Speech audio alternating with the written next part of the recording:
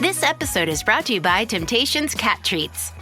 Your cat will come running for the perfectly irresistible Temptations Creamy Puree and Temptations Lickable Spoon Cat Treats. The best time to feed lickable cat treats to your cat is anytime. Feed by hand for a playful moment, in a bowl for a creamy treat, or as a topper to make mealtime fun. Visit temptationstreats.com to learn more. Get ready for Netflix's gripping new medical drama, Pulse. Set in a cutting-edge Miami trauma center, third-year resident Dr. Danny Sims is unexpectedly thrust into a promotion when beloved chief resident Dr. Xander Phillips gets suspended. Then, with the emotional and physical stakes at their highest, a storm will push the hospital and its residents to their limits. Witness how life can change in a heartbeat when you're operating under pressure. Watch Pulse April 3rd, only on Netflix. The #1 selling product of its kind with over 20 years of research and innovation. Botox Cosmetic, onabotulinum toxin A, is a prescription medicine used to temporarily make moderate to severe frown lines, crow's feet, and forehead lines look better in adults. Effects of Botox Cosmetic may spread hours to weeks after injection, causing serious symptoms. Alert your doctor right away as difficulty swallowing, speaking, breathing, eye problems, or muscle weakness may be a sign of a life-threatening condition. Patients with these conditions before injection are at highest risk. Don't receive Botox Cosmetic if you have a skin infection. Side effects may include allergic reactions, injection site pain, headache, eyebrow and eyelid drooping, and eyelid swelling. Allergic reactions can include rash, welts, asthma symptoms, and dizziness. Tell your doctor about medical history, muscle or nerve conditions including ALS or Lou Gehrig's disease, myasthenia gravis, or Lambert-Eaton syndrome, and medications, including botulinum toxins, as these may increase the risk of serious side effects. For full safety information, visit BotoxCosmetic.com or call 877-351-0300. See for yourself at BotoxCosmetic.com. All episodes of A Trial by Podcast are for informational and entertainment purposes only. Much to their parents' dismay, neither host is a lawyer, journalist, or investigator. Just two people with microphones and Wi-Fi. All actions discussed are alleged, and all parties are innocent until proven guilty in a court of law. For the full legal mumbo-jumbo, check the show notes. I'm Kelsey. And I'm Emily. And I'm Brent. I'm Talia. And Was this that what is you meant? No, it's perfect. It's perfect. That is what I meant. That is what I meant. Sorry. And this is a special collab episode of A Trial by Podcast.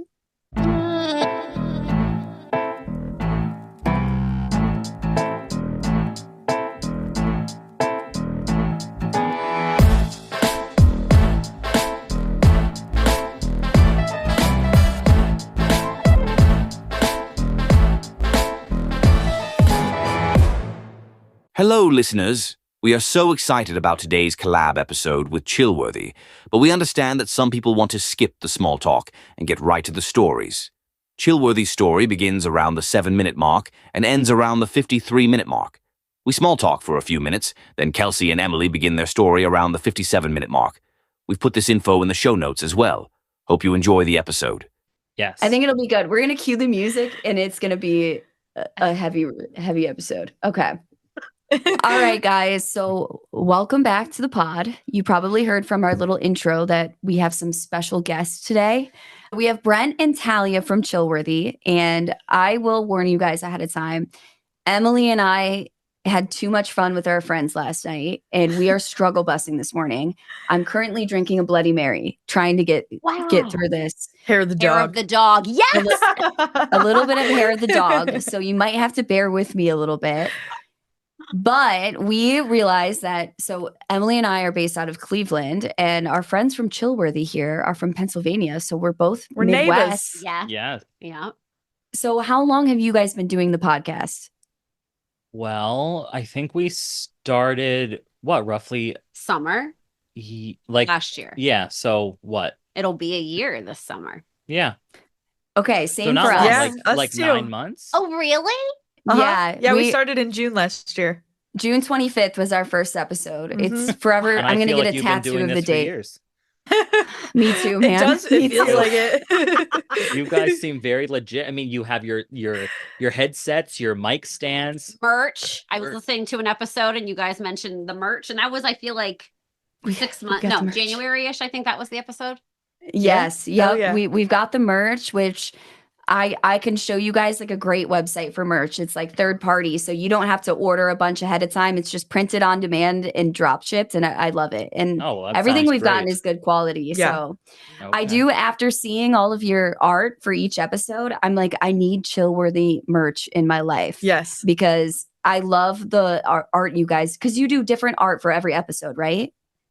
Yeah. So my wife actually does it, and it's our social media, I don't know, Manager. I No love way. that. She does the art and That's- the posts and everything. I love That's that. amazing. I literally saw the art and I was gonna ask you guys. I'm like, how do you make this? Because it looks so legit. I was like, is this like AI or something? That's so cool. Yeah. Yeah, I think Ashley does it through Canva, I want to say. Yeah. Okay. Oh my Um, God. I love it. It's so fun to like wait for the episode to come out and then you see the new art for Mhm. it's Aw. there's That's another cool. podcast I listen to that does it. They do like different art for each case. And I don't know, there's something about it. I'm like, I'm always interested. Like I always look at it as opposed to like our podcast, you know, we do the same, we have our same little cover image. It's like at this point, no one pays attention to it, I'm sure. But Yeah. I love the art. Well, I'm excited to see what it is for this episode. Me too. I'm looking forward I to mean, it. I never know what's coming until it's Same. there. But she loves What- I love that. Talia, what's your wife's name? Ashley. Ashley. Ashley. Shout out Ashley for the Yeah, art. We you're love killing the art. it. We're big fans. She'll be so delighted. All right. So with that being said, I guess we will get into the stories. We've got 2 stories today. I'm going to tell a story. Brent and Talia are going to tell a story. And Emily, of course, is always going to bring the vibes. Just the vibes. So, All right. So should we get started? what do you guys want to go first? I would love to. I'm Do just it. the opposite, so fine. It's up to you guys. I could do either way. Let's just All right, we're going to do it. We're going to do it. And as you guys are listening, if you think that something goes on with the sound, just interrupt me and tell me. Okay. You We'll know, 'cause do. I'm going to try to keep the mic like right the hell where it is. Perfect. We literally do this every time. I'm like, is yours working? Sometimes. Is yours working? Oh. Yeah. We have had episodes where we forget that we check it, but the mic is not turned on. So we Okay. it's Yeah. happened a couple times. she's Okay. done That that. makes me feel better. Yeah, no, Good. it's not just you. Oh my God. Every time it's always me because I'm the one setting up the tech and I just have to text Emily after. I'm like, I am so sorry, but we're going to have to record that 2 hours again next weekend. I learned. I started to check. I was like, did you check it? Did you check to make sure I was plugged in and on? Yeah. So then are you two never physically together when you record? No, Oh, no, we we're are. always- We're physically together right Yeah. now. Yeah, hold on. Wow, I'll show it to okay. you. We got 2 laptops. Because okay, I was like thinking you're in each of your own houses. Yeah, that's what I was thinking. Yeah. No, Okay. no, this time, like last time, we only had the one laptop and like our tech setup didn't work. So I had a camera on both of us, but I couldn't get it to work. So then it's just me on camera because we're sitting across from each other. And then Emily was just like randomly popping in and you can't Yeah, see you her. could I'm just like, hear me. this is I was not like a good. voice of God coming in. Like, She's like the narrator. Oh, Morgan Freeman on the nature. yeah. I did my best. Wait, I like that. That's what we're gonna call you from now on, the narrator. The narrator. all right. So for our case, what we're going to do is I'm going to tell the story of events, and then Talia is going to go over a little of the like aftermath / Theories. thank you, theories. Love it. Okay, so, and feel free to jump in anytime you both want with literally anything because she does that all the time. Yeah. Literally, Okay, don't that's worry. me. We are great at interrupting, so Okay. we'll be here. Wonderful. All Sorry in right. advance. It doesn't bother me. I'm used to it. Okay, so this is going to be the case of David Glenn Lewis. So David was born on December 11th, 1953 in Texas. His parents were William and Esther. So he graduated magna cum laude from Texas Tech University in 1975. And he graduated with a political science degree and then went on to obtain a Juris Doctorate degree from the same university in 1979. So David married a woman named Karen Garrett in 1982. And then the couple had their one and only child, which was a daughter named Lauren, a year later. So just a very brief description of David. He was described by friends and family as being the kind of person who enjoyed helping others. And David was very active in several charitable organizations as well as his local church. So that is the background on where we are going to start this story. Okay. It's always the He good was ones. very involved, yeah. Involved in the community, you know, like strong in the church community. It's always the saddest stories. Mhm. We were just saying that with our last podcast. It's like, as Talia says over and over, nobody deserves to be murdered. And I do agree with that. But when it's like a particularly Well-rounded individual. right, Mhm. wholesome person Yeah. giving back to the community, it does, it's just Breaks your heart even more differently. tragic. Yes. Yeah, hits a little harder. Mhm. Yeah. Absolutely. So January 28th, 1993. 1993, like Hocus Pocus, Thora Birch. That's how she says it. Hocus Pocus fans. Absolutely. Oh, yes. Whenever there's anything mentioned with like anything 3, I do the 1990. I told her I would give her one of those for this episode. Yeah, I was warned. I love it. I want a second one. I want one more No. before All we right, finish. I can arrange it. I agree. I feel like you'll find the perfect moment when we tell our story. Oh, that she's off the rails for. I'll be in the weeds. I said to her when we were getting ready for this, I was like, so, I said, I feel like a trial by podcast audience is going to think one of two things. Either, oh, like what a charming new duo you've brought onto the show for a guest spot, or who the hell are these two idiots? No, I think they're going to love you guys. I hope so. Yeah, you guys okay. have good vibes. Well, thank you. So do you. They do. They do, yes. Okay, so January 28th, 1993. So David served as a county judge. And he did this from 1986 to 1990. And some of the things, like, he covered cases that were misdemeanors, civil cases, probate matters, and juvenile cases. But in 1990, he lost his re-election bid, so he went back to practicing law as an attorney instead of being a judge. So now we are on the day of January 28th, 1993. So David leaves work that day, midday, saying that he felt ill and he decided to go home early. But that evening, despite feeling unwell, he still went to teach his government class at Amarillo College until 10 p.m. that night. This is one of the last confirmed times that authorities think that they had a good grasp on where David was. So now the next day, January 29th, this is a Friday, David's wife and their daughter, they depart for a weekend shopping trip. And they're going to be doing this in Dallas. So they leave that morning, and I guess they don't really have any interaction with David that morning. Like, they get up early and they leave. And no cell phones at that time. So it's not, like, I feel like normally you'd be like checking in and what are you up to? How's it going? I do, and none of that. None of that. Right.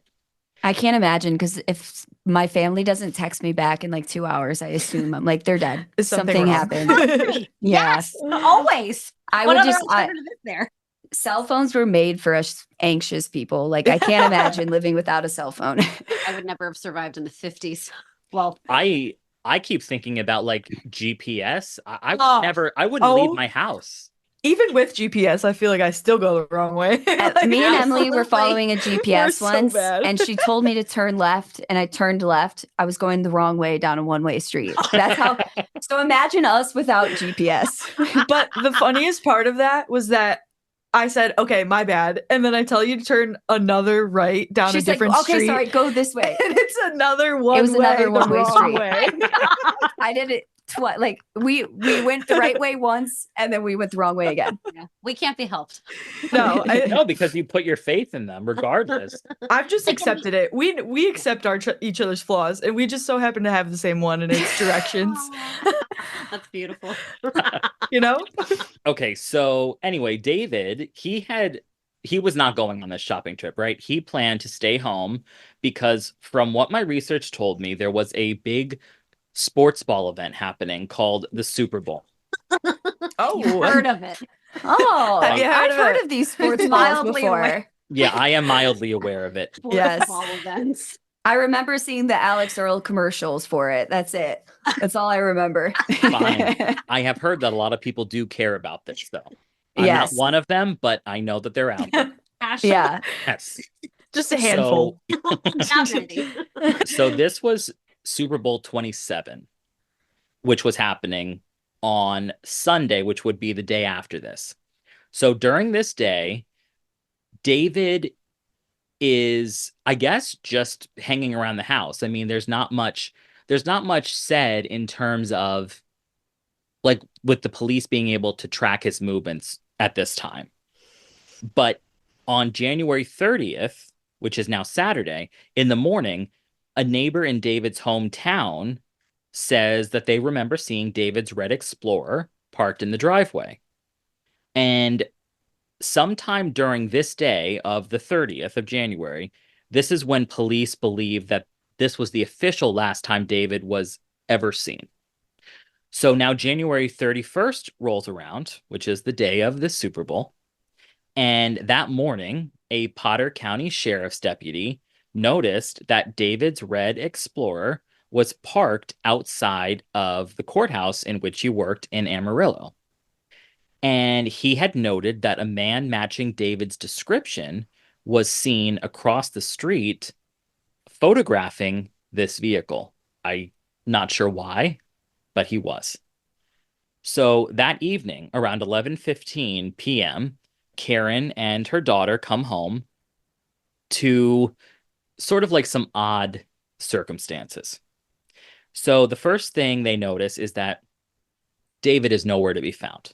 But some of the circumstances were that the VCR was still recording the Super Bowl game. So I guess it had been set to record from the kickoff, which is something that happens in football. And for all I've heard of that before. I think they kicked the ball. Listen, I just want my demographic of people to know this also. You're right. We got to go step by step. I'm trying to be very cognizant and mindful of everyone. We appreciate that. Well, you're welcome. I'm sure they appreciate it too. In the kitchen, another strange thing that they saw was that there were two what appeared to be freshly made turkey sandwiches in the refrigerator. This episode is brought to you by Progressive Insurance. Do you ever find yourself playing the budgeting game? Well, with the Name Your Price tool from Progressive, you can find options that fit your budget and potentially lower your bills. Try it at Progressive.com. Progressive Casualty Insurance Company and Affiliates. Price and coverage match limited by state law. Not available in all states. Last week was our first playoff game, and my plaque psoriasis was so itchy under all my gear. Sometimes just thinking about scratching could take me out of the moment. And then my doctor told me I could get clearer skin with a pill called Otezla. Otezla apremilast is a prescription medicine used to treat adult patients with plaque psoriasis for whom phototherapy or systemic therapy is appropriate. Otezla can help you get clearer skin after just 4 months. Okay, ready for the next game. Talking to my doctor about a pill was a total game changer. Don't use Otezla if you're allergic to it. Get medical help right away if you have trouble breathing or swallowing, swelling of the face, lips, tongue, throat, or arms. Severe diarrhea, nausea or vomiting, depression, suicidal thoughts, or weight loss can happen. Tell your doctor if any of these occur and if you have a history of depression or suicidal thoughts. Live in the moment. Ask your doctor about Otezla. Call 1-844-4-OTEZLA or visit Otezla.com for prescribing info about cost, and more. And which were uneaten, obviously. And David's wedding ring and his watch were just left out on the counter. There was also laundry that had been partially done, and the clothes were still left in the washer and dryer. But nothing in the house was like disturbed or missing in terms of like No sign of foul play. Right, like a robbery or like weird things happening. There were weird things, but not things that were weird in a way of somebody might have come in to like out of place or yes. It's almost like he just vanished into thin air. Yes. Oh, yeah. Right. So now, from my research, at first, even though I just described all those things, Karen thinks that there's nothing wrong. I'm chalking it up to it's the 90s, you know? Yes. So Karen says, well, maybe he went and watched the rest of the game with a friend, or he returned to the office. So she didn't panic and she didn't call anybody. She didn't even know either. He didn't even. No. I don't know about that. But I honestly, I'm trying to like put myself in her shoes. I'm like, if I just came home and it's like his watch, his ring's there, but like everything seems normal, I'd be like, huh, that's weird. Like, I wonder where he went. But I wouldn't be concerned at this point, like that something happened to him. I feel like I'd just be like, that's weird. Why would he leave these things home? But yeah, like, did you just forget them on the counter? Yeah. He left the sandwiches. The sandwiches. I get hungry at all times. Yeah, well, me too. So, but yeah, I mean, and I agree. I mean, I wouldn't necessarily be calling the police, but it is weird. Yes, for sure. So now we get to Monday. So David, now he's failed to show up for multiple work appointments, which is very unlike him. And Karen finds out about this, and she has grown now concerned, and now she has reported him to the Amarillo police. So that same day, an Amarillo officer searching downtown discovered David's Explorer, and I guess once again it's parked out in front of the Potter County Courts building, which is the same spot that they saw it over the weekend. But if you remember, the car did apparently move back to the house because the neighbors saw it the next day. So at that point, the car had still been, it wasn't just stationary. Floating around. Right. Interesting. So they check inside the SUV, and the police find David's checkbook, his driver's license, 2 gas credit cards, and just like normal items that he would customarily keep in the car. And the keys to the truck and to the house were hidden under the floor mat. Which was a very 90s thing to do, right? Yeah. I guess. My grandpa used to keep all of his keys in his cars, and I said, Grandpa, somebody's going to take your cars. Well, visor. Wasn't the visor a thing? The visor. My only advice for people, my car got stolen last year. It Oh was my locked. It was because it was a Kia, and there was like a security issue with Kias. I'm part of a class action, but my advice to anyone leaving their keys in their car is make sure you have gap insurance, because if your car gets stolen, it's really expensive. Oh my! Get that gap insurance, guys. It's worth the extra $20 a month. Well, Talia and I both had our cars broken into once. And what did you say? Oh my, I was just thinking of that. So I said to him, this was years ago, and I got in my car one morning to go to work, and like, it just didn't feel quite right. And my car is no longer like this, but years ago, just a mess. Like, there was shit everywhere. And it was the catch-all for everything and anything. So it was a girl car. Sounds like my car. Yeah, it sounds like my car. And I said I felt like whoever, and someone had clearly been in and they were looking around for something and didn't find anything of value to them. And I said to him, I feel like they got in and thought, this is a disaster. I don't even have time to look for anything. Like, I'm out. And like, they just called it quits. They said, moving on to the next car. The messy car is just a security tactic. Yeah. I'm never cleaning my car out again. I love it. Because I do remember once I was like, Talia, we have got to just clean out at least the trunk. And when I met her, I was like a flea market in the She has like antiques. Not necessarily antiques, but more like dollar store items. They came antiques all over the years of being in there. Collectibles. Yes. Oh, I love it. Oh my God. All right, now we're on February 2nd. And the investigation into David's disappearance picks up like more momentum in Texas. And so the police, I guess, took David's car and processed it. And again, going through it one more time, they still noted nothing suspicious. Like, there wasn't, like blood or anything like that. So the police had a high-profile missing persons case on their hands because, I mean, he was a former judge. Mm-hmm. Oh, yeah. So, that's... Could have been after him. Right. That's what they are dealing with. And David's family and friends began a frantic search, and they started doing like media appeals for the missing attorney / former judge, and they were just in full swing looking for him. So now, this is a bit of a weird case to try to tell chronologically. So that is what was going on. But now, simultaneously, there were other things going on, which I will now fill in the gaps for you. Okay. And I did my best to do this good. So, on the day that they think one of the last days David was seen, after, I guess, doing some investigating, it was reported by a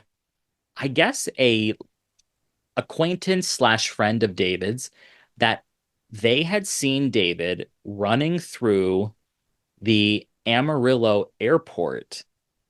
Which, what are they doing? Just hanging out there? I don't know. But they said they saw him running through the airport, I want to say the day after the wife and daughter left for their shopping trip. And although it couldn't be 100% verified, David had a very distinctive pair of, what would you say? Like, yes, glasses, but like, I was trying to describe them. I don't know. They were just really big, like 70s, He had 60s issues. Like, but huge glasses. So they were the just thick ones. Yes. Mr. Magoo, the Coke bottle. Yeah. Like they give you like the bubble out eyes. Okay. I can picture it. Yeah. I was just like, I almost want to say serial killer-esque glasses.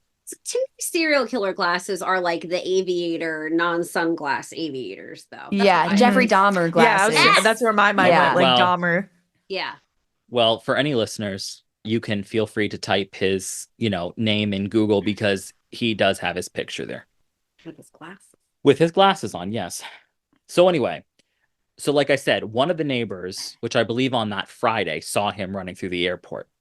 Also, though, on January 30th, which was the Saturday, after looking into the case, somebody mysteriously deposited $5,000 into David and his wife's joint bank account. But investigators could not determine who made this deposit, and no direct link to David could ever be confirmed.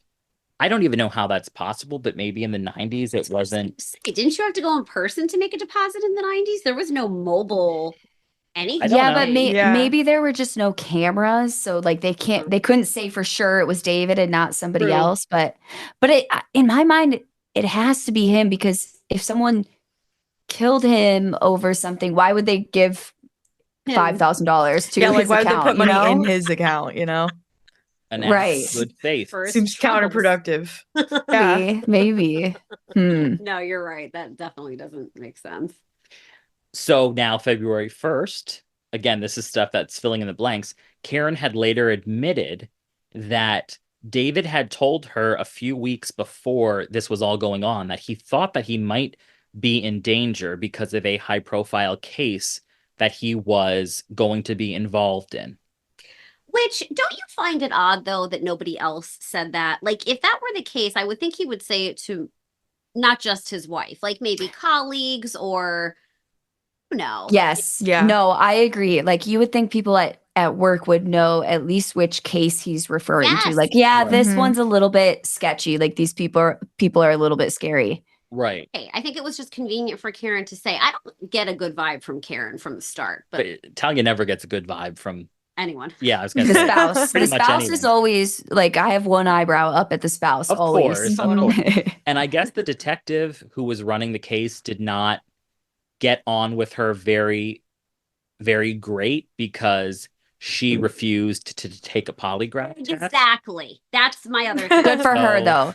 I wouldn't take a polygraph either. But back in the day, they didn't have true crime and stuff. So you didn't know, like, people didn't know that much about polygraphs and how they're used against you and those sorts of things. So it is a little bit sketch, like at that time, that she wouldn't want to take it. Yeah. I also feel like they relied a lot heavier on polygraphs back in the day. Yeah.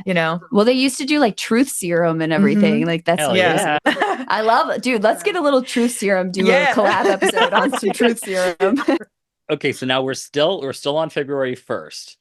Okay. So February 1st, a taxi driver, this is where it starts to get really far out there.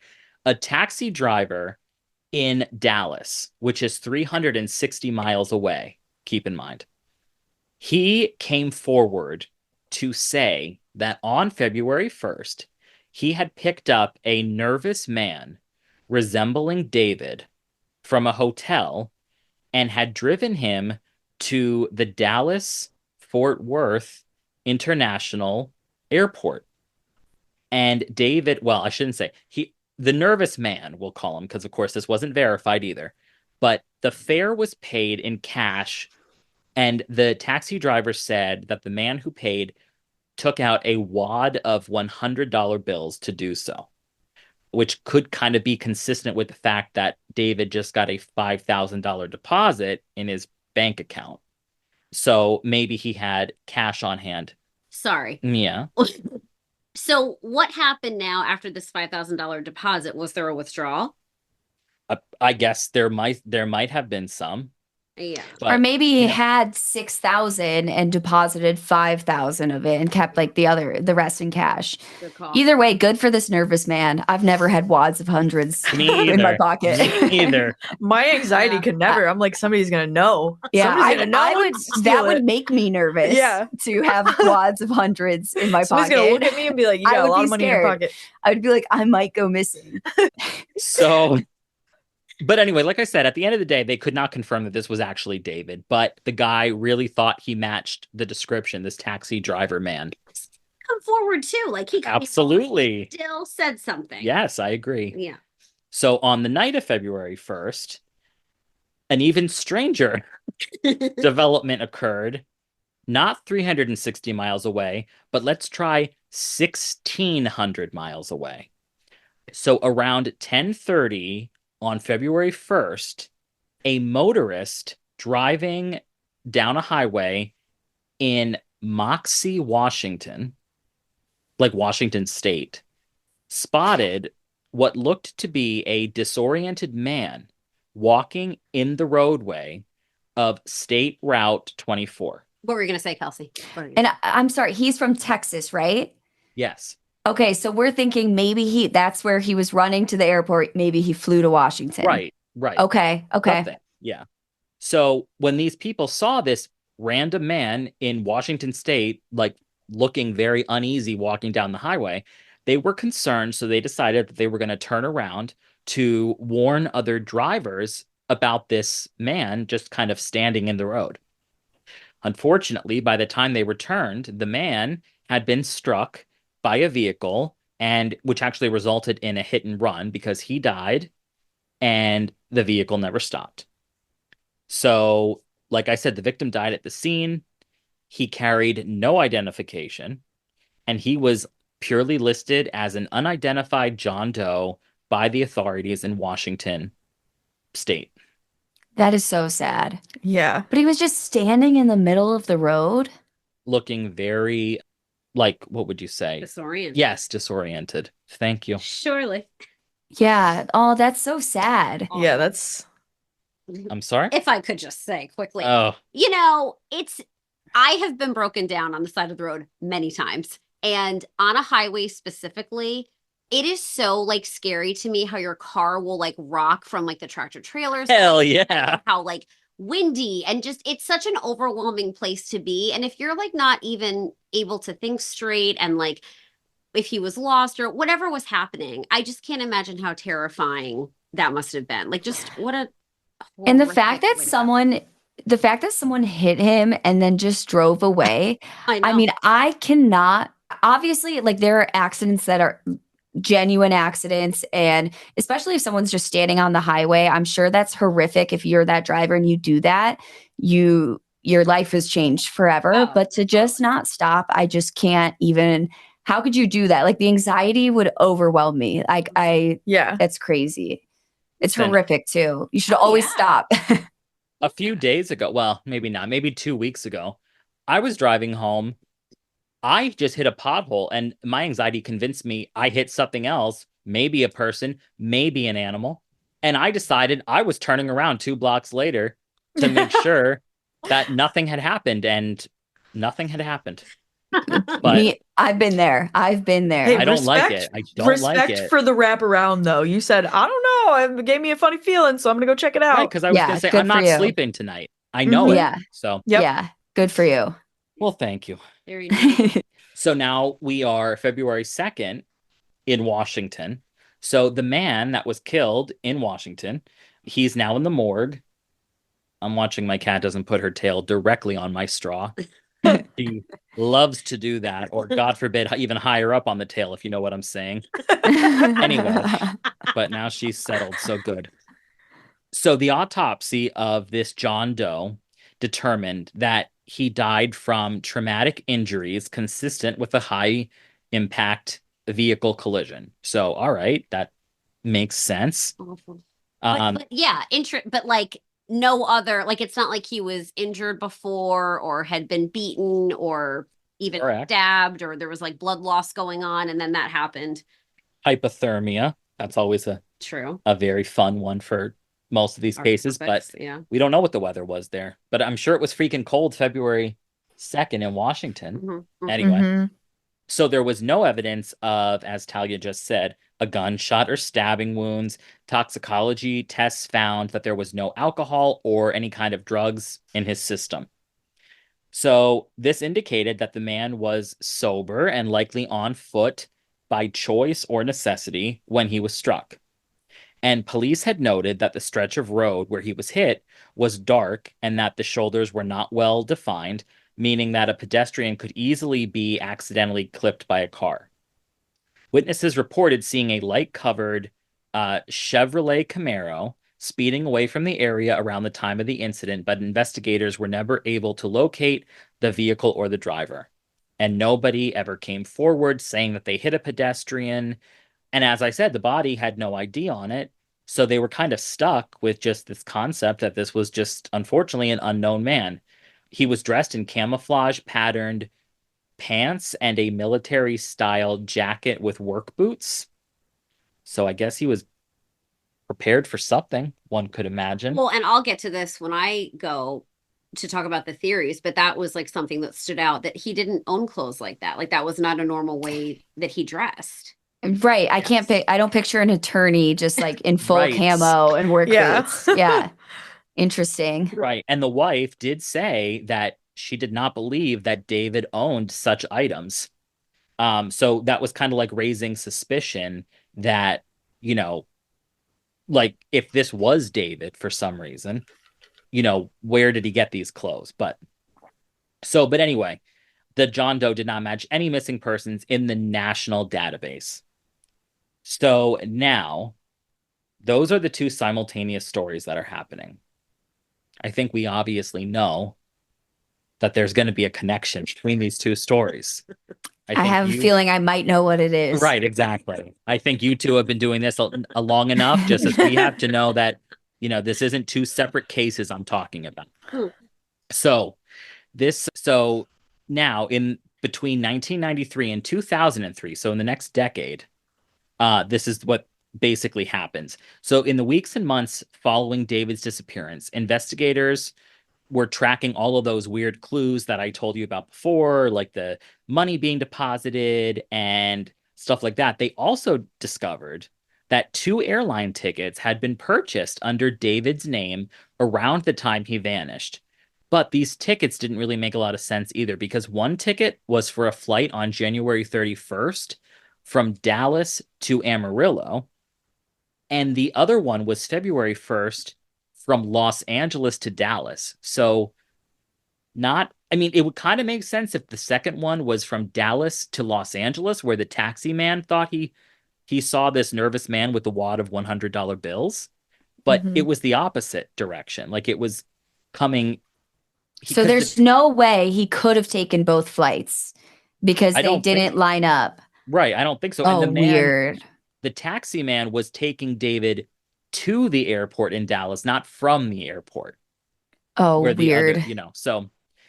So yeah, just a lot of, and the thing is, this was what, 8 years before 9/11. So like air travel was basically like just hailing a taxi at that point. You know, you weren't doing all this stuff that you're doing now. So by mid-1993, despite nationwide bulletins, all the leads had dried up, and David's case eventually goes cold.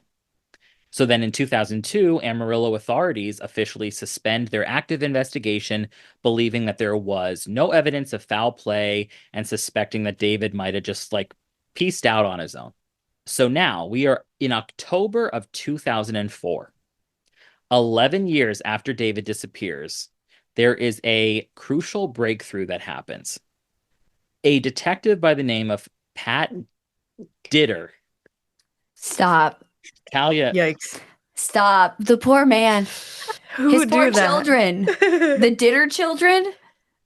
Uncle Ditter? Dude, you can't be Uncle Ditter. Today's boy. Mr. Ditter. Oh, no. Oh. Oh, whew, that's rough. So my God.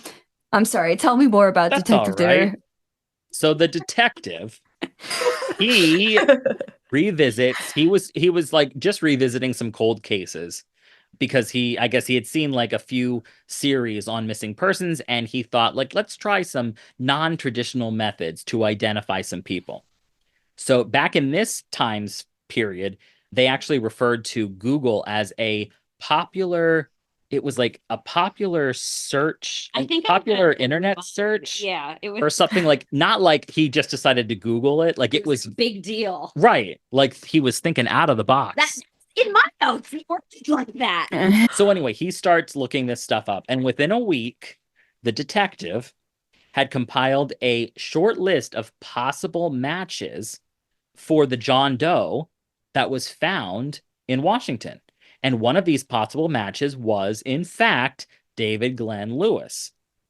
So what caught the detective's attention, though, was because the photograph that the detective saw was that the John Doe as well as David both had very distinctive brown tinted aviator style glasses. And he knew that these glasses, I guess they had been kept by the Washington police from the hit and run. So I guess he just had this feeling and went with his gut and saw that when they sent a picture of the glasses, again, they perfectly matched the style. And then they actually got a hold of the glasses and saw that they were also his very unique prescription. So this was the first definitive sign that this man might be David Lewis. But to be certain, Detective Ditter arranged for a DNA comparison. So they actually took a tissue sample from the John Doe, which they had kept since 1993, and also asked David's mother for a sample of her DNA.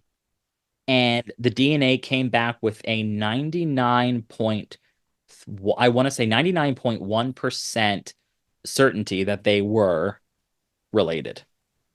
So, and this is 11 years later. Yep. That is just horrific to know that for 11 years, this family had no idea what happened to him. Just his wedding ring and his watch are just on the counter. And the whole time, they knew what happened. Somebody else knew what happened to him, That's heartbreaking. Right. I can't imagine. Right, because it all happened within a 3-day time span. Mm-hmm. But, their knowledge of it was 11 years. So to wrap up my section, basically the Lewis family was notified. And by being notified, obviously, it brought an end to their, I guess, continued wonderings and gave them a little bit of closure. So David's remains, which were originally buried in Yakima, Washington, were now transferred back to Texas so that, he could be buried close to where he lived with his family. So now, we have the fact that the identification of John Doe is actually David, but we have no idea why any of these events transpired. And now, with hope and a prayer, I'm going to give this over to Talia and let her just talk about a few of the theories. Yeah. So I am dying to hear these theories because my mind is I have no idea what happened here. Yeah, I'm confused. I need answers. Well, you probably won't get them from what I said. Because they don't get too excited. I need theories, is what I should have said. Can you hold this? Yeah. Thanks. I'm not going to move it. Trust me. We have this ongoing issue in our episodes. And by we, I mean me. Where I like here, can I have it for a second? Absolutely. So like we'll be talking and I need to have this right by my face. And then I just decide to put it down and I'm looking out the window and I stretch and I have and then I go to talk. Oh yeah, thank you. Like exactly what just happened. And then I go to talk and I forget what we're doing. And I think we're just like in the same room having a conversation. We're just chatting. Yeah, I just can't. And then other times I'm holding it, but I hold it over here. It's so stupid. And then, we have to I mean, I like your setup though. I do like that. Yeah. So Emily's we have like on this bar thing. I don't love them. I want to get like floor stands where it's just like perpendicular and comes out because when I'm looking at Emily, like the mic's right in front of her face. So I can't really see her face. I have mine like on a tabletop thing, like on a little desk. But my problem is while I'm telling the stories, I'm a little bit Italian, so I start talking with my hands, and every once in a while, I just bump the desk really hard from underneath, and it's so loud in the microphone. So I have to like go back and start over. Yeah, I can relate to the Italian struggles. Yes. Yeah, I can't tell a story without talking with my hands. Then I just sound robotic. Yeah, it's in our blood. Okay, so the police really did not suspect foul play, and their whole thing was that he left voluntarily, that this was like something that he sort of thought up and was a way to leave the family, not to say gently, but kind of just slip out. And the Irish goodbye. Yes. It seemed consistent though with how he was as a person. So a lot of what I have is like what you have already like talked about. They thought what he had left, it like the fact that there was no evidence of a struggle in the house, everything was nice and calm. Now, the other though thought is that all of that was done by whoever the perpetrator was, if there was one, like that was all staged. Like all of this was just intentionally left the way that it was to make people think that like, oh, he just left on his own. And then the other thing too I wanted to say was, like what you were talking about with so much was going on in Texas and so much was going on in Washington. The fact that the DNA databases weren't like, there was no way to put in, oh, we have this man who's missing. Let's plug that DNA into something. And oh, over here in Washington, we have a John Doe hit and run. Like, let's see if there's a match. Like there was no way to do that then. For those agencies and different departments to have like a way to communicate, and that obviously things are very different now than from in the 90s. So that didn't exist yet. That was like a barrier for sure. Detective Ditter, not Diddy.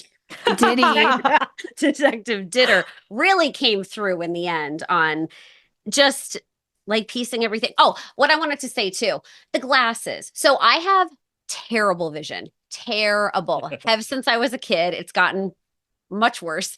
And the fact that the glasses, I just like, I can't even see my own toes if I don't have my glasses. Same. Really? Yeah. People don't understand if they do not face these like if their vision isn't that bad, like you really like, what's your contact number if you don't mind me? I think it's like negative 3.75 or something. I don't know. What is yours? Like negative? Brace 80? yourself. Oh God. -9. No. I'm on another level, man. And I thought it was out of 5. I thought it was out of 5. I thought that was the max. Well, that's what worries me. What is the max? Because if I'm at 9 and it's 10, what is there any hope for me coming up? I mean, I feel like when her contacts must be so thick she can barely blink. Right. Oh my God. Normal thinness. I'm a prime candidate for LASIK. I was gonna say, are you someone that would consider doing LASIK? I mean, I'm scared, but me too. I think I'm gonna have to. I mean, what is the end here? You know, Contact life is the roughest life. People don't understand. It's really first world problems, but man, like waking up and just not being like. If I wake up, I have to have my phone 2 inches from my face to be able to see it. And I think, like, what if I was born into a country that did not? What if we were in a you just couldn't see for the rest, like. be blind. I mean, I would never know what anyone looks like. I wouldn't know what toes look like. And You'd have the village children walking you around. Oh my gosh. right. One time she woke up and grabbed her hairband. Oh my and God. Held it up. Hair tie. Sorry, her hair tie, held it up to her face where you, Kelsey, had just said where your phone is, like an inch from your nose, and then discovered that it was a centipede. Oh, that's a real story, and I threw it. Well, yeah, it's a real story. Talk about a true, like an unsettling true crime case. Picking up a centipede, thinking it's a hair tie. Oh, I needed one, so and it was under my pillow. That's where, like, my hand. I thought, oh, my hair tie's under there. No, it was a nightmare. I couldn't breathe. I had to take a while to catch my breath. Immediately, no. Oh, that's horrific. That's horrific. Yeah, I don't love that bugs. for you. It's my least favorite bug. I can't get into them. I just Yeah, I don't like anything with more than 4 legs. Yeah, why do you got so many legs, dude?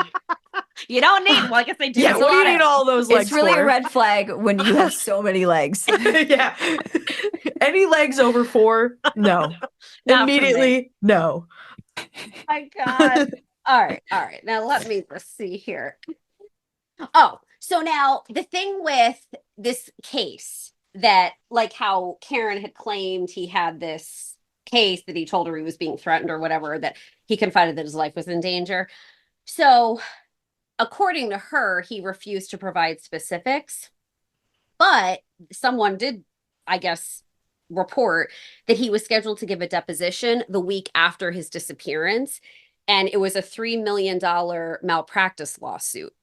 Now, is that, I mean, I don't know. Is it enough that someone would kidnap him? I suppose, and then he couldn't participate in the deposition, but that was something that they felt could, because he had, according to Karen, he had so much information and it was wrongdoing. Oh, and that was the other thing, wrongdoing supposedly by former colleagues, which then is like, I feel like apples and oranges, has nothing to do with the malpractice, but makes me think like Karen's just giving a lot of, I mean, it didn't all come from her, but I don't know. She just kept saying he had a lot of information on wrongdoing among his colleagues and then kind of like threw them under a bus. As if like, she was trying to like point to his coworkers, like, you should check these guys out. Was she saying that in the way of like she thinks they did something to him, or that he had a reason to run, like he would have run off on his own? Good question. Give me one moment. So she thought,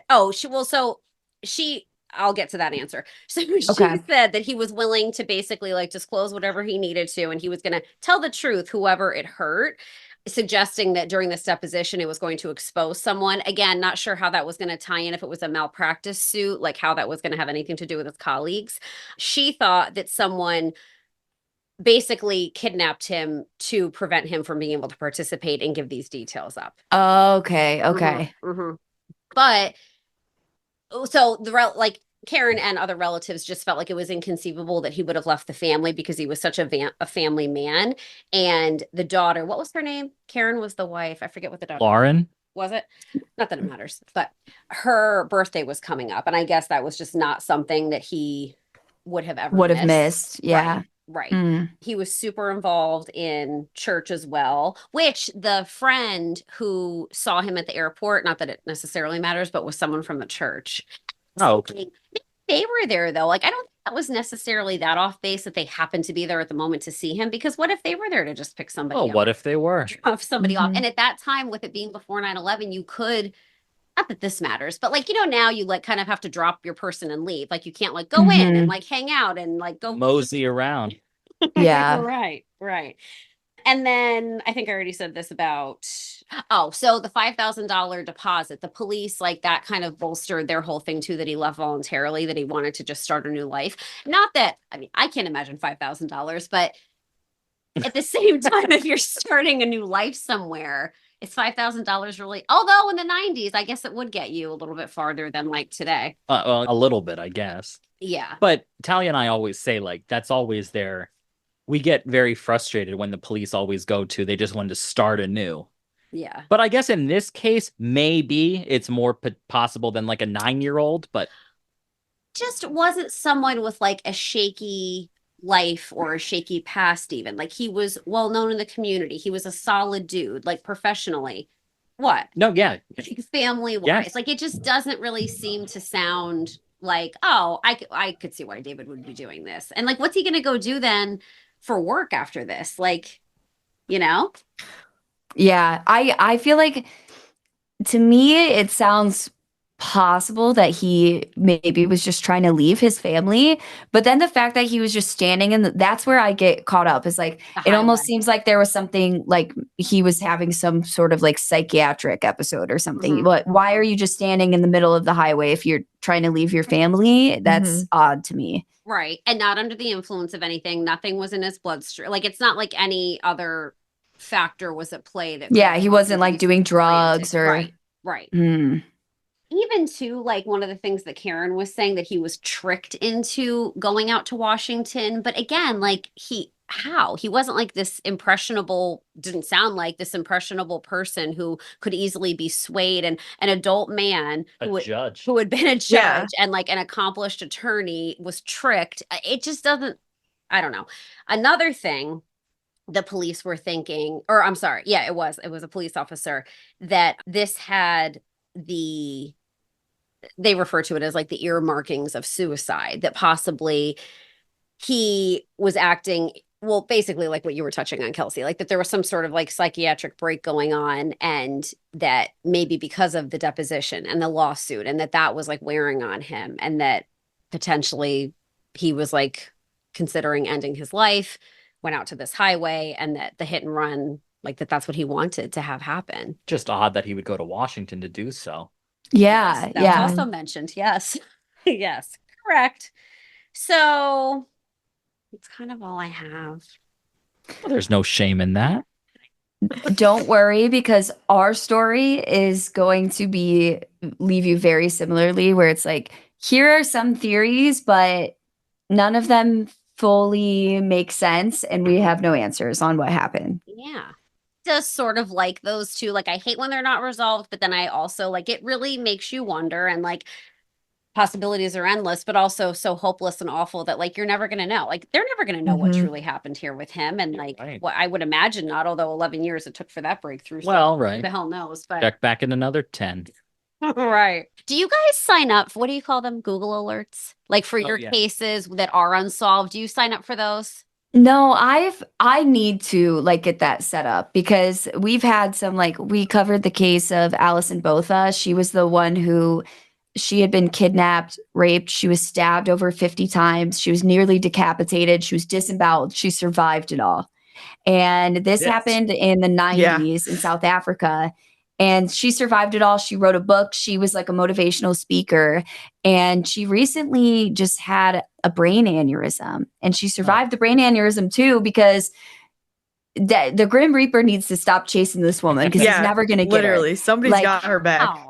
But I had seen that, like, one of our listeners DM'd it to me, and I'm like, I got to figure out these Google alert things so I can keep an eye, because there's a lot of cases like that. We've got a couple cases that have trials upcoming this year, and so I'm like, I need to go back and watch the trials and do like update episodes and stuff. So that's a good idea. Do you guys have the Google alert set up? Have you done it?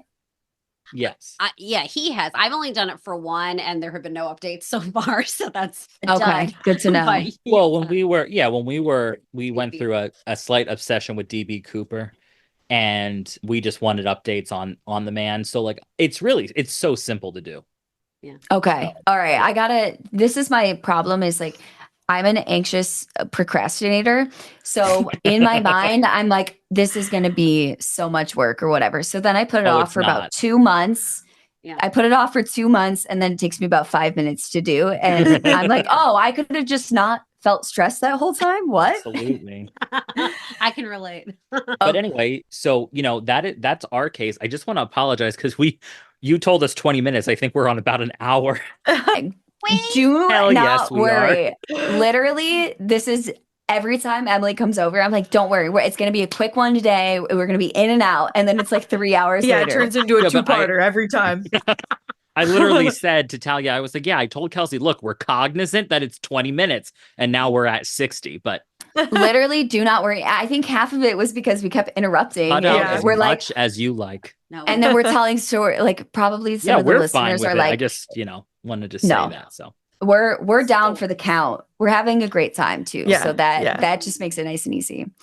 Okay. So when Brent and I had spoken and he was telling me the case that you guys were covering, I looked into it and, I was thinking we should do some sort of like theme or something to like make our cases go together. And I didn't know too much about the story. So I didn't want to like look up all the details. So I'm like, maybe I'll just do something from Texas, whatever. I went so off the wall and so unrelated, but now I'm seeing there are still some similarities because like I said, it's the same thing where it's like this person vanishes kind of without a trace and it just nothing seems to add up in this case. And this is kind of a big one. So we've probably heard of it, but it is the case of Bryce Laspisa. Have you guys heard this name before? No. Okay. This is one that I've heard on a bunch of different podcasts and I've been wanting to cover it.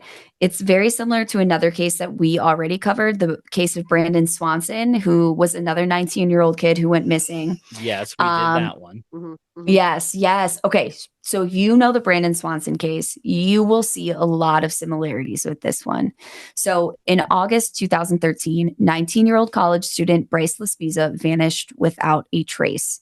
His SUV was found wrecked near Castaic Lake, California, but Bryce was gone. The car had been driven off a 25-foot cliff and it was crashed. The back window was kicked out and Bryce was nowhere to be found. He survived the crash. He survived the crash. There were a couple drops of blood found in the car, but like nothing crazy. A couple drops after he went off a 20-foot cliff? Wow. Yeah. There were no confirmed sightings of him. There was no body. There was just a trail of strange behavior leading up to one of the most baffling disappearances in recent history, in my opinion. So Bryce had recently returned to Sierra College in Rocklin, California to begin his sophomore year. He was majoring in graphic and industrial design. Woot woot to Emily. She's a graphic designer. But he seemed to be thriving in school. He was like creatively gifted. He was charismatic and he was well liked by his friends. He was social. He seemed to just be like living a happy, successful college student life. So those who knew him, they described him as funny, warm, and incredibly talented. Now, his parents, Karen and Michael Laspisa, had recently relocated to Laguna Niguel after retiring, but they kept in close contact with Bryce, who was their only child. So they're living hours apart at this point in time.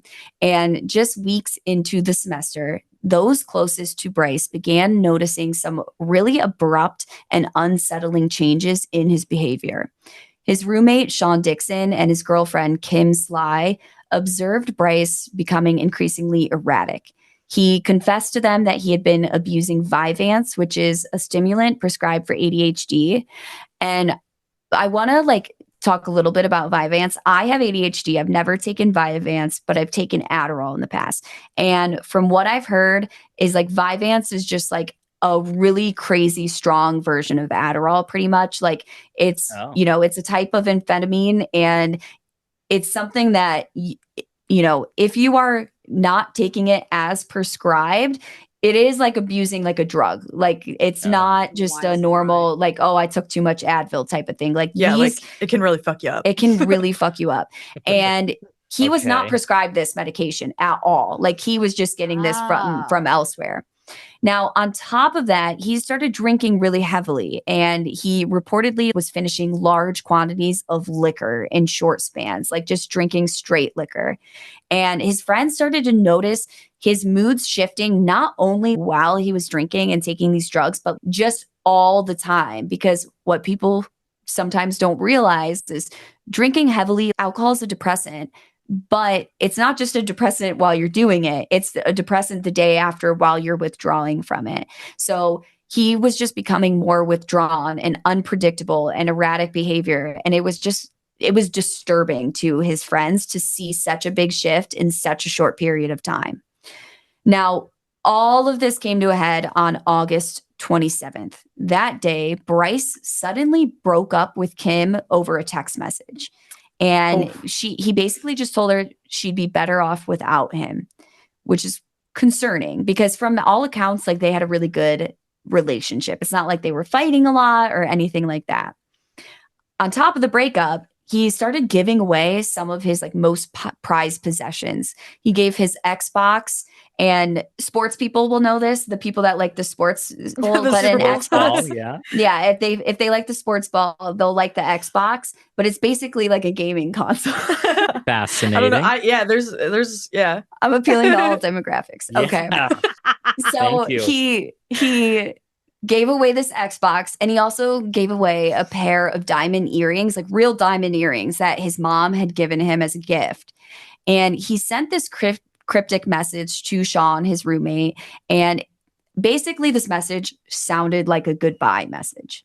Now, obviously, Sean is concerned. He was already concerned about Bryce before all of this, just his behavior. And now he's like, what is going on? So Sean is a good friend, and he calls Bryce's mother, Karen, and he's like, look, you need to check on Bryce. Something is not right here. And if any young people are listening and the way I'm talking about Bryce sounds like one of your friends, you should call their mom. Sean did the right thing here. Hell yeah. So, good friend. Mm-hmm. Hell yeah, good friend. Mm-hmm. And so Karen calls Bryce to talk to him because she's like, what is going on with you? And Bryce basically assured her that he was fine and everything was good and blah, blah, blah. But Karen says, like, in hindsight, he did sound a little off. Even though he was saying all of the right things, it's like the way he was saying them was concerning to her. Now, that night, Bryce ends up going to Kim's to like spend time with Kim, even though he had just broken up with her over text. And Kim, again, found his behavior so concerning that she literally took his keys away from him. And she's like, no, you can't leave.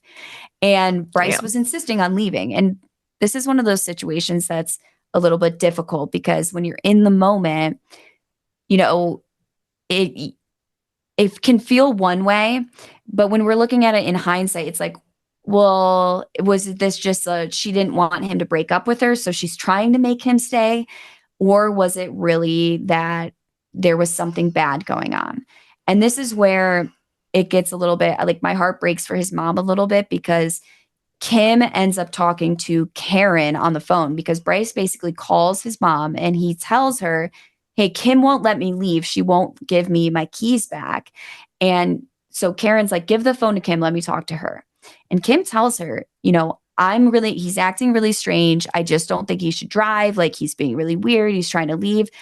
And Karen told her, Kim, you need to give him his keys back. And that ends up being not, I don't want to say a bad decision because I see why she did it. You can see it's like, well, you know, my son's breaking up with this girl. She's upset about it and she just doesn't want him to leave. Yeah, of course. And, you know, I think that wasn't actually the case, but from the outside, it's really hard to know. And my heart breaks for Karen. Yeah, me too. Definitely. That sucks. So yeah, Karen Kim could have not been playing with a full set of bocce balls either at that point. Mm-hmm. Exactly. Yep. You don't, and these kids are young. Like, you know, when you're in college, you're dramatic, you know, at least I was. Yeah. At least I was. So Karen convinces Kim to give the keys back to Bryce. And Bryce at this point decides that he is going to drive all the way home to his parents' house in Laguna Niguel, which was approximately 450 miles away and would typically take 7 to 8 hours by car, depending on traffic. Damn. Yikes. So just last minute. That's a full day's car ride for sure. That is crazy. He's not up the road. Like, he's not going to be home in 20 minutes. Anything more than like an hour or two to just decide last minute to me is, I don't know. We already talked about, like, I don't like driving. I'm not good with directions. This stresses me out already.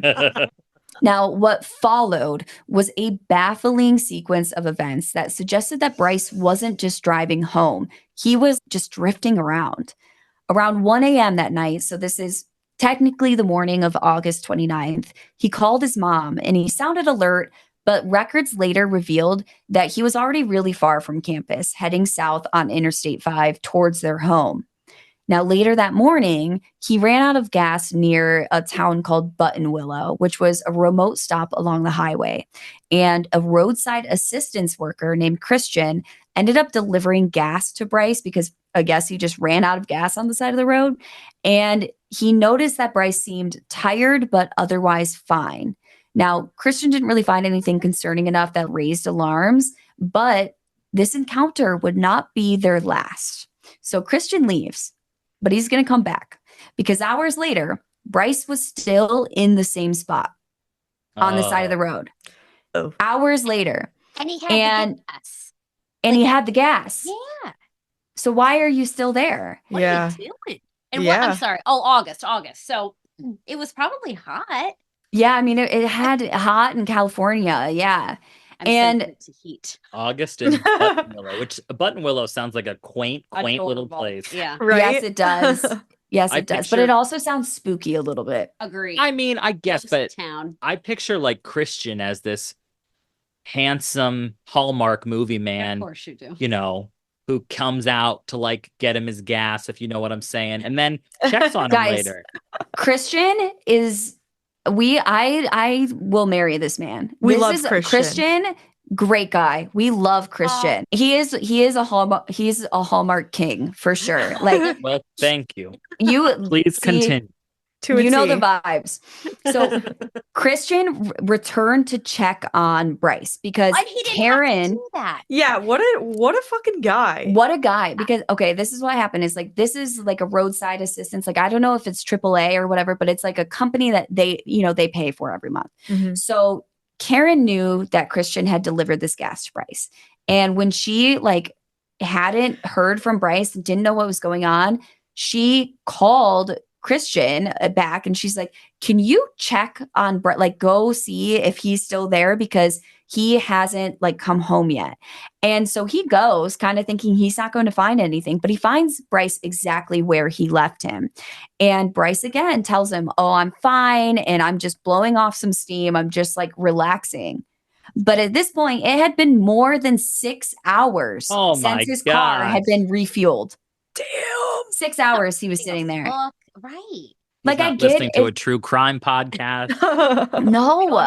Well, true. We don't know. But here's the thing is I get pulling over to take a nap or something. If you are feeling oh, I'm going to fall, you don't want to fall asleep while driving, but a 6 hour nap, 6 hours. Yeah. And when Christian got there, he was awake. It didn't seem like he was pulling over to nap, basically. Right. Yeah. Now, eventually, Christian ends up following him for at least a few miles. He's like, you got to get on the road. Your parents are concerned. You need to go home. I'm going to follow you. And he followed him to make sure he was going towards the parents' house so he could assure Karen, look, I followed him. He's on his way. And he does that. He confirms he's heading south, and he does it for a long enough period of time where he feels okay, he's actually going to go home now. And eventually, Christian turns around because he's not going to drive all the way there. Now, Karen spoke to Bryce several times that day, and each time he promised he was on his way. So Christian's saying, yes, I've seen him driving that direction. He is on his way. Bryce is telling her he's on his way, but he never arrives. Now, by 10 p.m. that night, because remember, it was around 1 a.m. that morning that Christian originally brought him the gas. So this is going on. This is an all day thing. Right. By 10 p.m., Bryce still had not shown up. And growing increasingly frantic, his parents contacted the police and asked them to intervene. They're like, something is wrong. We need somebody to go get him. Now, they were able to track his cell phone signal and they located him. Shockingly, still in Buttonwillow, nearly 24 hours later. Nearly 24 hours after he first left his apartment, Bryce had barely made any progress toward home. And it's he's telling everybody he's going home. Mm-hmm. So when officers arrived, they found Bryce alone but coherent. They administered a field sobriety test, which he passed. They searched his vehicle. They found no drugs, no alcohol, nothing of concern. And when they asked him what he was doing, Bryce reportedly responded calmly without indicating any distress. And at their urging, he contacted his parents once more. They're like, look, your parents are concerned. You need to go home and you need to call them and tell them that you're on your way home. And so he does again. He calls them again and says that he's finally heading home. Now, around 2:08 a.m. on August 30th. So we're a day and a half into this whole thing. Can I just Bryce, say something quickly? yes. I feel like my parents would have been already on the road driving to Little Button Willow. Mhm. At 100%. the very least, we're going to intercept each other somewhere because this is nuts. Yeah. 100%. What did he say when they asked him what he was doing? That's like what I was that thinking. what was his response? He just was like, I'm just like blowing off steam. Like, I'm going to go soon. Like, for 6 hours? I agree. Like, to me, and I always try to give people grace because obviously these people have seen the worst consequences possible and they know the mistakes that they've made. Right. If this was my child, by the time Christian had found him the second time and he was still there, I would have said, Christian, can you please stay with him? Like, I'll pay you to sit with him and I am on my way. Just please sit with him for a few hours until I get there. Yeah, keep eyes on him. Because it seems evident that this is some sort of mental health. Right. Yeah, like he's very thing much going not on. okay. You know, it's concerning to me. And he keeps saying he's gonna, like, why don't you want to go home? Why don't you want to go home? And of course, they didn't have the context of the fact that he had given away some of his things and like sent this goodbye message to his friend. So we have a little bit more context than they did, but That's true. All right. I agree. Like, I would have been on my way. But that's just me. Now, around 2:08 a.m. on August 30th, Bryce spoke to Karen one last time. He told her he was too tired to continue driving and he planned to pull off and rest. But instead of stopping on the shoulder of the I-5, surveillance footage captured his vehicle exiting the freeway at Lake Hughes Road near Castaic Lake. 2 hours later, the same cameras caught his SUV again in the same area, suggesting that he was just circling around, like he's just driving around this area. That's so weird. Right. Tells her he has to stop. He literally does the opposite. Doesn't take, like, he's taking a rest for all these hours. Then when he says he's going to take a rest, he just drives aimlessly. It's Yeah. No, weird. it's very sad. It made, like, what was going through his mind? Mhm. What was going through his mind? Now, at approximately 5:30 a.m., the police discovered his 2003 Toyota Highlander at the bottom of a 25-foot embankment near the lake's boat launch area. The SUV was on its side with the rear window kicked out from the inside. Inside of the vehicle were Bryce's belongings, his cell phone, his wallet, his laptop, and other personal effects. Blood on the headrest indicated that he may have sustained a minor injury. Again, this was like drops of blood. It wasn't a ton of blood where you think, oh, this could lead to him passing away. Right. Okay. But again, there's no sign of Bryce himself. So they did have search and rescue efforts, which began immediately. They had divers scour the lake. Canine units tracked Bryce's scent from the crash to a nearby truck stop where it abruptly ended, suggesting that maybe he caught a ride. Nothing at good this happens truck at stop. truck stops. Not ever. No. Pee-wee's Big Adventure has taught me anything. Nothing good happens at truck stops. not Yes. That's all right. That's like just a true crime life rule, like one place to avoid. Don't light up a room and don't hang out at truck stops. Never good. Now, they also had helicopters with thermal imaging, ground search teams, and volunteers combing through the surrounding hills and brush area. And this is immediately right after they find his vehicle. So it's not days or weeks later that they're looking for him. It's hours later. Yeah, they got right on that. But Right, not despite wasting these any time. exhaustive, exactly. And with all of these exhaustive efforts, no trace of Bryce was found. Now, the terrain around Castaic Lake is rugged. There's thick brush, there's steep drops, there's hidden ravines, and volunteers walked miles and miles in sweltering heat, calling out Bryce's name and searching for any clue, clothing, footprints, anything. Again, nothing, literally nothing, vanished into thin air, basically. The dive team searched the lake multiple times using sonar and divers looking for remains, but remains were never found. Even the most remote areas of the park were combed through. And again, not a drop of evidence outside of that vehicle. Now, in the days that followed, several potential sightings were reported, but none were confirmed. sadly, a couple days later, a burned body was discovered near Castaic Lake, sparking a brief wave of panic, but it was determined to be unrelated to Bryce's case, which I can't imagine for that family hearing that a burned body was found and then it's not him. And after that, weeks just turned into months and months turned into years, and the case faded from the national headlines. But it never left the minds of his parents or his friends or the growing community of true crime followers that have been captivated by this mystery.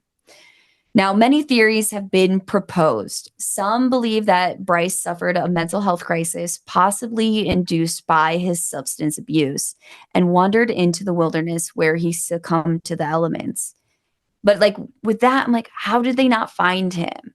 That's what I don't understand about these. Like with Brandon Swanson, I always think the same thing. How does he just disappear? I can see how they go off into the woods and they sadly something happens and they pass away, but I don't understand how they're never found. Like not a piece of their clothing, not a piece of their remains, nothing. It's mind-boggling to me. And just to clarify, you said that did you say the search dogs were the ones that took it to the truck stop, and then after that was it? Yes. So they had dogs tracking his scent, and they used 2 different dogs, and they both confirmed the same path.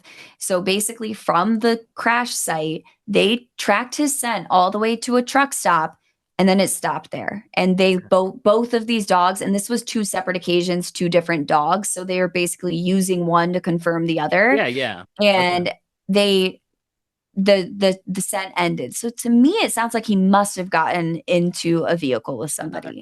Right. Yeah, I think you're right. But I don't know. Now, other people think that he may have intended to take his own life. And of course, there was no suicide note or like final message that was ever found. But he did send that one message to his roommate, which I could not find the contents of this message. But basically, his roommate, Sean, said it sounded like an odd, like very vague goodbye. And Sean was confused by it. Like, why are you saying goodbye? Giving away his belongings. That's what I was like. And breaking up with his girlfriend, like over text. And this girlfriend that everybody said he like really loved this girl, like, and they had a good relationship. Like his friends were shocked that he would break up with her. It wasn't like, oh, well, we knew they were having problems or anything like that. Well, the one thing that I think about is many episodes ago, Talia and I covered the suicide forest. And it's like, those people, some of them camp out for days as they're contemplating this. So it's kind of like, I feel like that kind of jives with he's in his car for days because he's continuing to contemplate, like he wasn't totally committed to doing it. And I have a feeling that if you're thinking about that and you're not sure, like if you're not going to go home, because that's going to definitely push you in the direction of not doing it if you're then there with your family. So like I just feel like he was trying to buy himself time to just think about it. Yeah, I agree. I wholeheartedly believe that that's what this, like all of this driving around was about. But a third theory suggests, and sometimes I scoff at these. People are like, he wanted to disappear and he like faked his own death and blah, blah, blah. I'm like, look, the kid is 19 years old. He left his phone, his wallet, his laptop, his keys, everything in that car. There's nothing to say that he had been like saving up cash or anything. I'm like, to think that he could just successfully, and this is, I believe it's, hold on, 2013. So it's not like it's 1975 where you can just fake a little document and get a job. I just think that's BS in this case. It's definitely scoffable. When you guys were telling your story, like I knew that was going to be one of the theories, but the more you told the story, I'm like, wait, this is actually a story where I think maybe this person did leave purposely and then something bad happened. The one kid, yes. Like it almost sounds like he wanted to do that. Like he wanted to like go away and just start a new life and have nobody know. And then he just happened to die while trying to do it. You know what I mean? Like circumstances. Right. Yeah. I don't know. It's so odd. Yeah. But again, this 19-year-old, no money, no ID. Like, how could he just vanish so completely? Yeah, clothes on his back, that's it. But he's gonna start anew. I'm like, when I was 19, I couldn't even like, I don't know. I was driving the wrong way down one-way streets. So like, I definitely would not be able to, yeah. I didn't want to call the doctor to make my own doctor appointment at 19. Exactly. Now, there's also, of course, the possibility of foul play. Could Bryce have been picked up at the truck stop by someone with malicious intent? Could he have encountered danger while disoriented and vulnerable?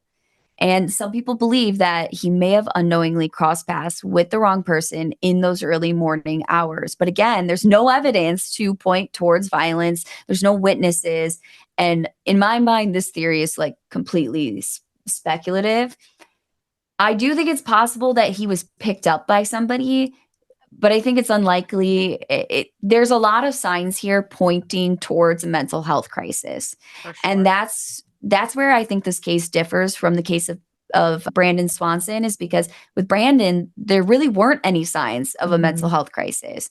Right. And which made it like a little bit more mysterious. And of course, you know, if this was a mental health crisis and Bryce did take his own life, it's still mysterious, because what happened to him? How did he get there? How, you know, how do you just like completely have no trace of him ever again? You know? Right. But I do think it's possible that, you know, someone took him to a second location and left him wherever he was asking to go. Now, still others have speculated about medical explanations. Could he have suffered a traumatic brain injury in the crash that led to confusion or memory loss?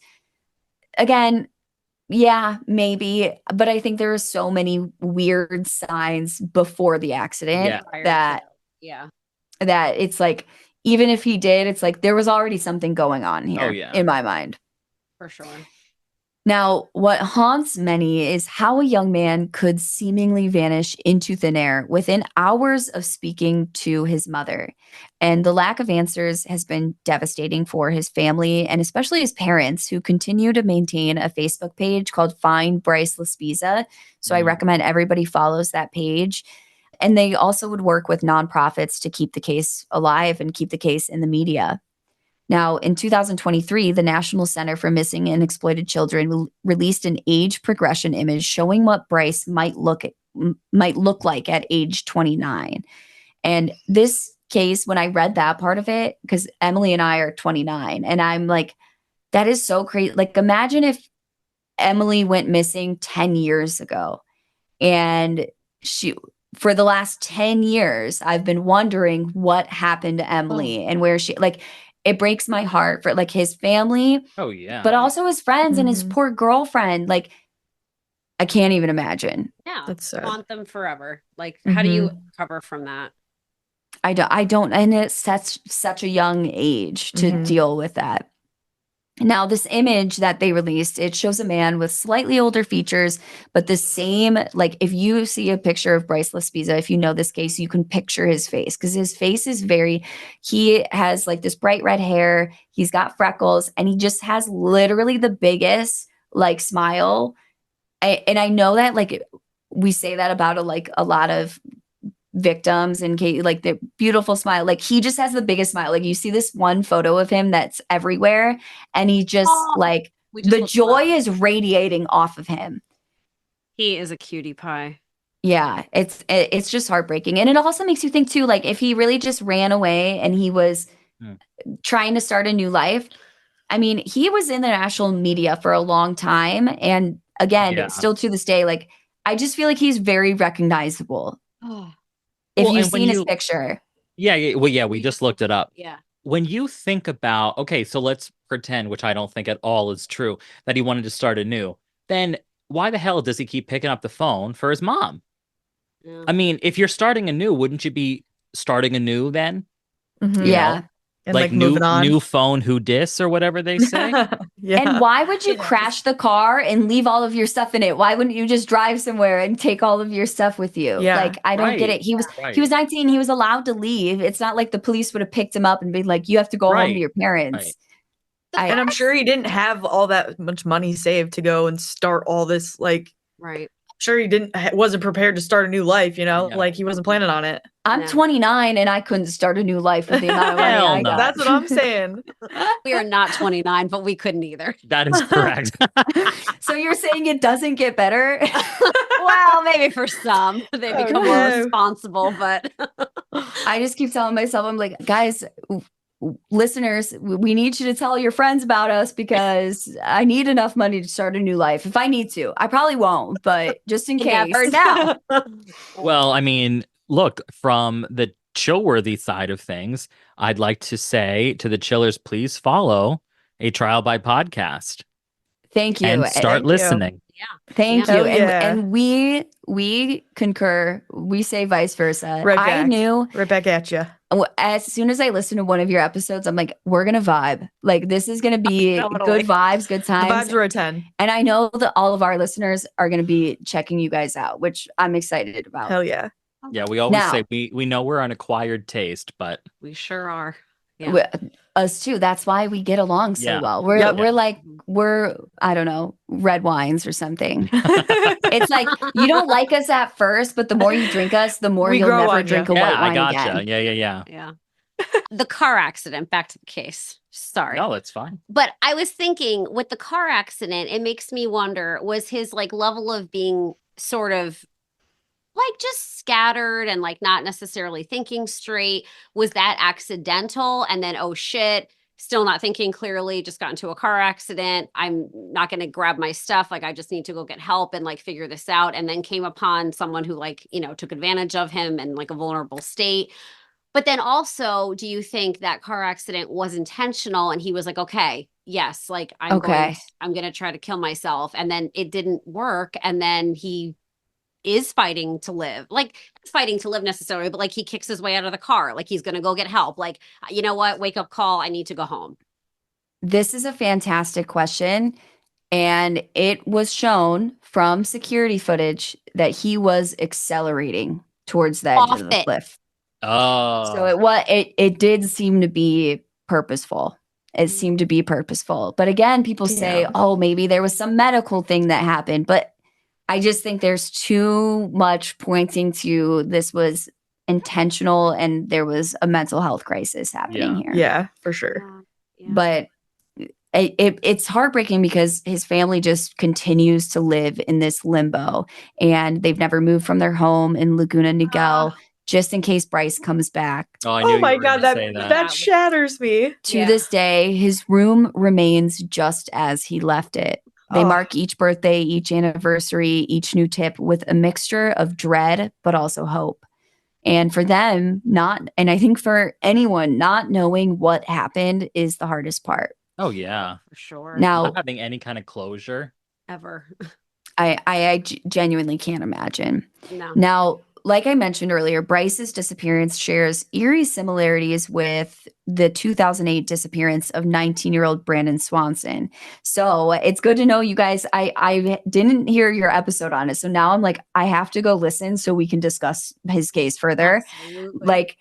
And so you guys can check out their episode on Brandon Swanson if you haven't heard this case. We also have an episode on Brandon Swanson. I put in here somewhere which episode it is, but I think it's like 22 or something.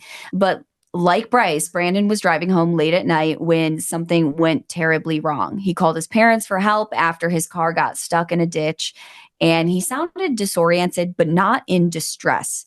Now, his parents stayed on the phone with him for nearly 47 minutes as he walked along rural roads in Minnesota, trying to find a landmark. Suddenly, Brandon exclaimed over the phone, "Oh shit," and then the line went dead, and he was never seen or heard from again. Now, both Bryce and Brandon were young men navigating isolated areas at night, seemingly capable of communicating with their families and thinking clearly right up until the moment that they vanished. Both left behind functioning vehicles and disappeared without a trace. And in both cases, there were no signs of a struggle, no definitive leads, and no evidence to explain what happened next. And yes, it was episode 22 for us. Episode 17 for us. 17? Okay, good to know.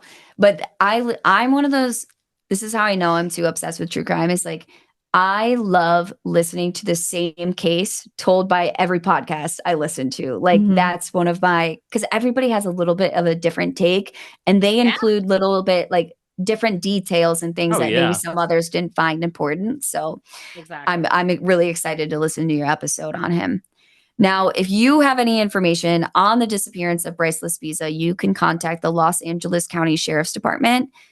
Even the smallest clue, or maybe I'm not sure if this is important, it could be the thing that could bring closure to a family that has waited far too long for it. Now, if you take anything away from Bryce's story, I think it should be this. Pay attention to your loved ones. Pay attention to your instincts. If something feels off, it probably is off.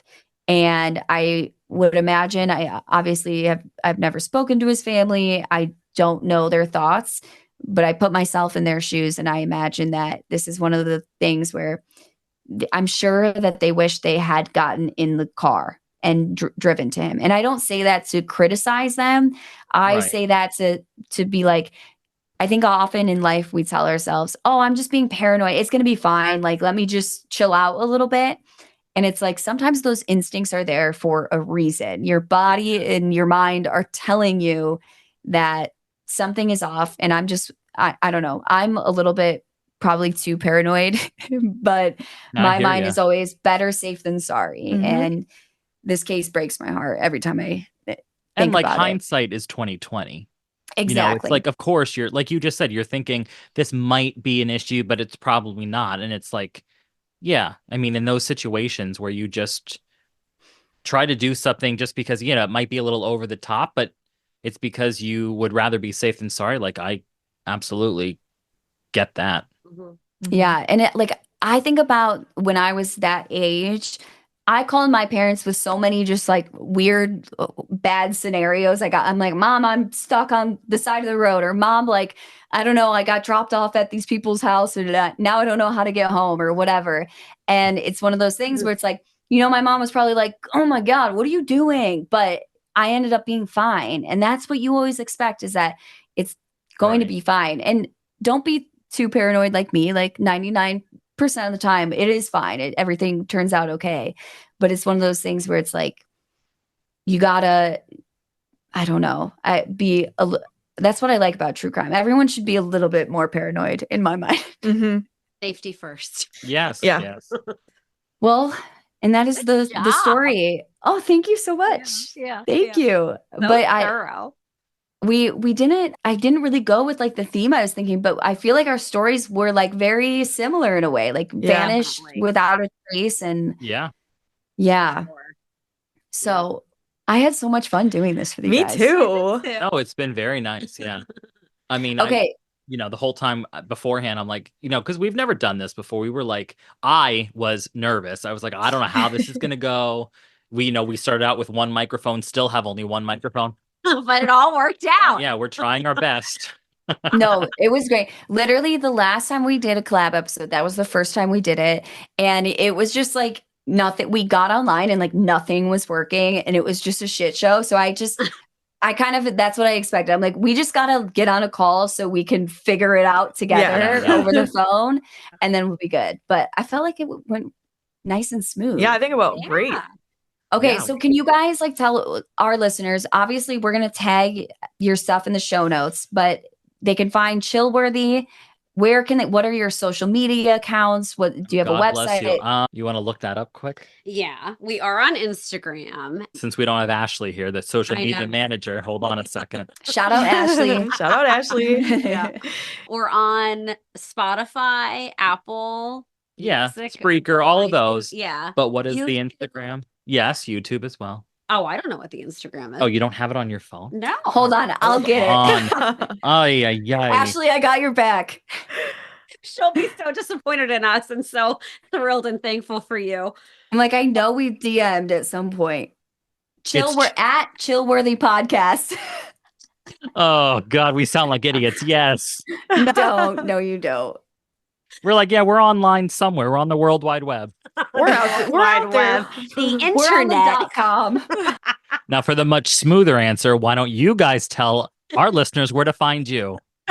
Okay, so you can find us on Instagram and TikTok at A Trial by Podcast. There is another podcast that's like a legal podcast that's just Trial by Podcast, which we did not realize until about 15 episodes in. So we are A Trial by Podcast. That's Okay. the key. Okay. But when you guys see us, you'll see a picture of a Renaissance woman wearing headphones and I holding love a it. gavel. Yeah. Green background. Yes. Yeah. And if that's really confusing to you, you'll get it once you see it. It's like perfect. Where did you guys come up with that name? Okay, I wanted to call our podcast, I wanted to call it Allegedly, like just because so everything has a Gotcha, blanket yeah. allegedly over it. Yeah. But then I looked it up and there were like 50 podcasts called Allegedly that were I had a like true feeling. crime, but then there were also like celebrity gossip podcasts, stuff like that.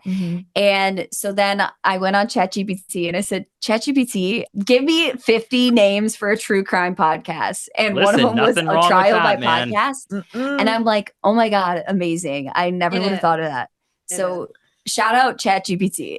Absolutely. Yeah. I love my ChatGPT. You do. Me too.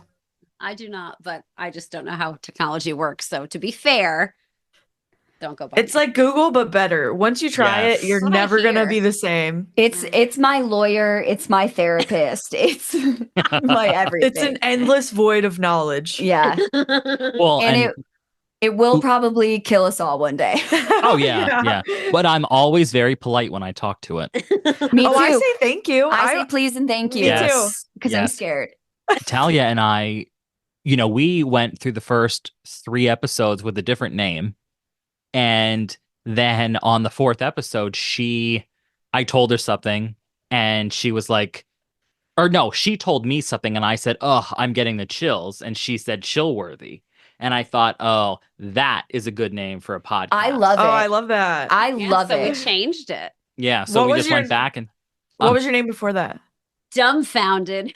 Love it. I love that too. Love it. yeah, that was fine also, but I but like yeah, so Chillworthy. Yeah, I that's like we Chillworthy. I just like that. edited out the other name and in the first 3 episodes and changed it all up and Yeah, Hell we yeah. are. that's that. I like it. so Well, thank you guys so much for doing Yeah, thank this you with us. I guys. feel like it was Yeah, so thank- fun. Mhm. thank you for inviting us. Of course. All right. Well, we always end every episode. I always say, and court is adjourned. Isn't That that, is you like cute. that? That's cute. We need a Yeah. gavel. We need a Love gavel that. to like smack. You know? I know. I should like insert a clip, like the Law Like and the- Order, like dun dun. Yeah. Yeah. We should. Yeah. Some sound effects. Well, we will also end with our goodbye message, which is, as always, Stay safe. and stay chill. Oh, Yes. I love it. Mic drop. Now, if you guys love the pod, make sure you're following us wherever you're listening so you don't miss out on any future episodes. And while you're at it, we'd be forever in your debt if you had left us a 5-star rating. For more content from us, you can follow us on Instagram and TikTok. Both are at A Trial by Podcast. You can also follow us on our Facebook and join our Facebook group. You can shop our merch by clicking the link in the show notes or visiting our website, atrialbypodcast.com. A Trial by Podcast is a fully independent podcast. If you'd like to help support us, you can do so by donating through the link in our show notes. The site we use for this is called Buy Me a Coffee, but don't worry, your donations will never be used for coffee or frivolous things, only for expenses related to running and growing the podcast. So thank you guys for your support. Thank Huzzah. y'all. Huzzah. Huzzah.